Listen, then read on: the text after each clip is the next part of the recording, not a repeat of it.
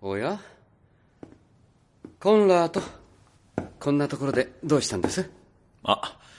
ギュンター。じゃありませんよ。渡り廊下の隅っこで背中を丸めて座り込んで、そんな遠い目で中庭を眺めているなんてあなたらしくもない。いや、たく、陛下がいらっしゃらないと、コンラート、あなたという男は本当にただのふぬけになってしまうようですね。ふぬけはひどいな。だってそうでしょ。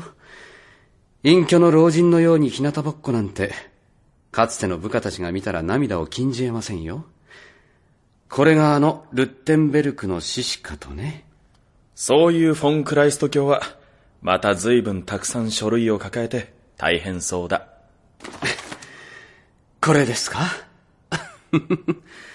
こんなものはまだまだ序の口。陛下がご不在でグエンダルも国境視察で血命城を離れているこの時こそ、王佐である私の真価が問われますからね。御名御事を必要とする重要な決裁案件はともかく、日々の事務処理だけでも私の手で何とかしておかないと。すごい。まともだ。何か言いましたか？いや、陛下がいらっしゃらない時の王佐殿は汁も少なめだし、案外普通だなと思ってね。失礼な。私はいつでも常識派です。もちろん、先だって陛下が一時地球へお戻りになった直後は、例によって3日ほど泣き暮らしましたが。それ、恒例行事だな。最初は10日で、前回は5日でした。なるほど。だんだんショートカットしてるのか。ショー？つまり、効率よく汁出し期間を短縮して、日々の執務に支障をきたさないようにしていると。ええ。とは言っても、総排水量は10日泣き暮らす時とほぼ同じなんですけれどね。それはすごい。よく干からびないな。このギュンタ、有利陛下のためならば、体内の水分という水分を絞り切ってみせましょう。生絞りギュンタ。またあなたは、何なんですか？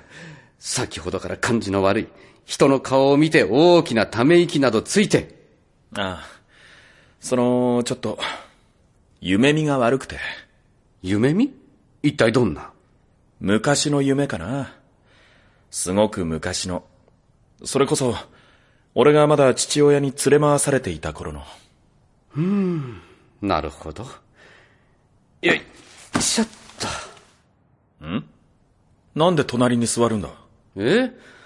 あなたの話を聞こうと思いまして。でも仕事の途中。自分の仕事の時間配分ぐらいはきちんとできていますから大丈夫。だからコンラート、あなたは何も心配しなくてよろしい。はい。懐かしい。心配しなくてよろしいか。久しぶりに聞いたな、教官殿のその言葉。私もあなたにそう呼ばれるのは久しぶりです。それで、悪夢というのは？もういいんだ。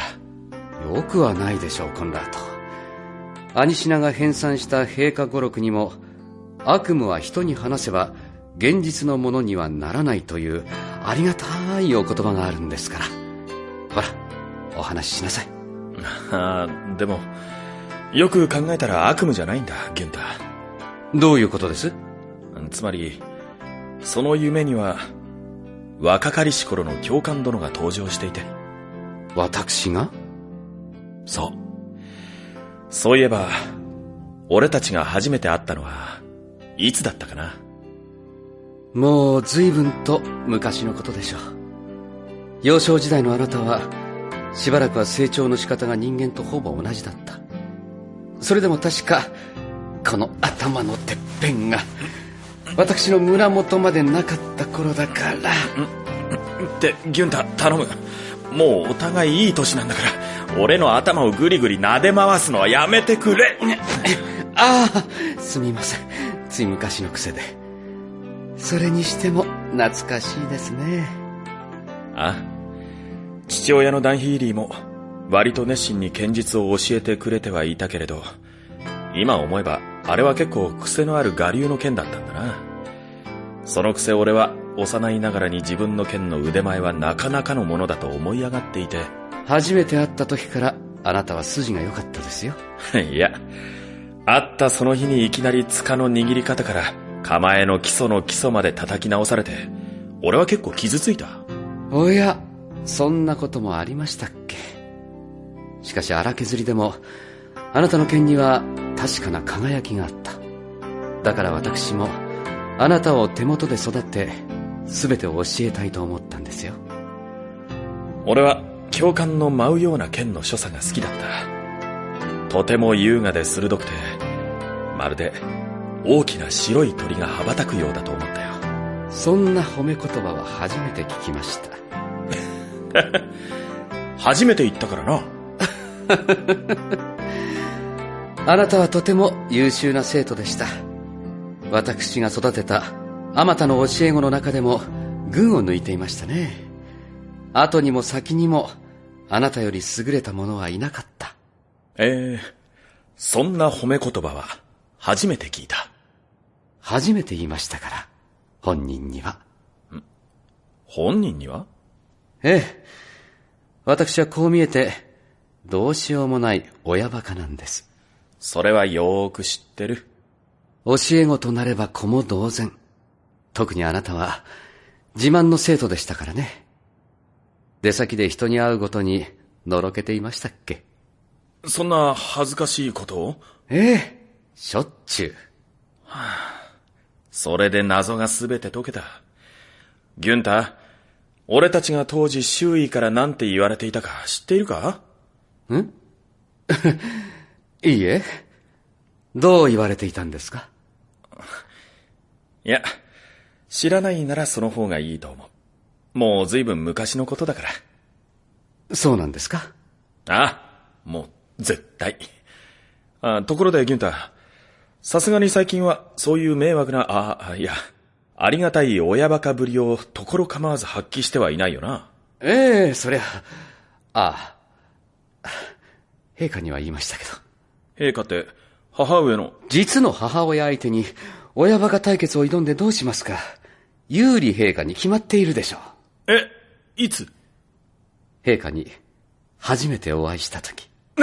なんで？なんでって、したかったから。したかったからって。だって考えてもごらんなさい。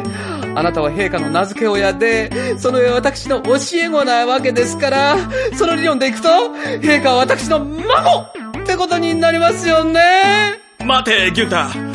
その理論はどこか変だ。変じゃありません。私はビビビビッと理解したのです。これは間違いなく神王陛下のお導き。主を慕う私のひたむきな思いが時空を超えて神王陛下に届き、有利陛下と私の主従関係をより健康なものにするために、コンラートという都合のいい仲介物を与えてくださったのです。都合のいい仲介物？神王陛下ありがとうございます。ギュンター、おかげさまで私、ついに陛下の表という立場になってないから。ひすむしの扉を開き、ちょこんと愛らしいお顔を覗かせる有利陛下。ごきげんよう、ギュンターおじい様。おじいちゃま？おじいちゃま、お仕事ばっかりしてないで、一緒にキャッチボールしよう。しょうがないですね、陛下は。ですがキャッチボールとやら、こんな後とではなかったのですか？俺はおじいちゃまとした方がいいんだよ。おー、陛下。シールがかかった。陛下。手元の重要書類が牛耳汁まみれだぞ、おい。